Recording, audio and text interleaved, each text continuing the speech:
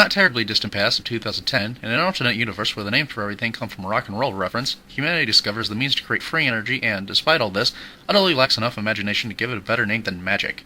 After a while, they think to themselves, hey, why haven't we made this into a weapon? Let's combine the tech with living creatures and make them fight each other for us, because no one has done that before. The name they give these creatures is Gears, which is where that part of the title comes from. Big surprise, this doesn't work out, and 70 years later, Justice, the gear in charge of all the other ones, says screw you guys and blows Japan the hell up. Enter the Sacred Order of Holy Knights, an elite fighting force of humans that have learned to use magic in order to fight the gears, and the two sides kick off a 100-year-long war that eventually ends with humans winning.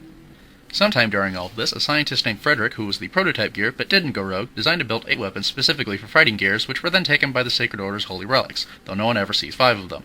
He joins the Order, but eventually decides they're all pansies, takes one of the weapons, goes off and kills Justice on his own. He wins the fight and flees right as the Holy Order comes up on the scene just in time to say, yay, we did it! Seal just it away, and everyone packs up and goes home.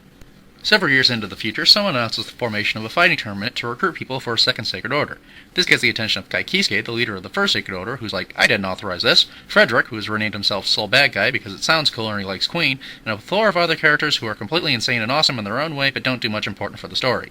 This is a setup for Guilty Gear 1. The tournament is of course a clever ploy to collect the energies of people defeated in order to revive Justice. Saul ends up winning the tournament, beating Justice again, and fleeing off in his own usual fashion.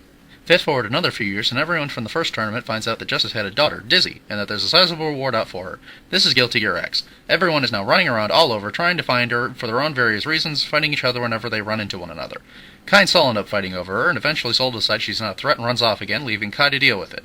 He comes to the same conclusion, puts her into hiding, publicly announces that she's dead, and gives the bounty away.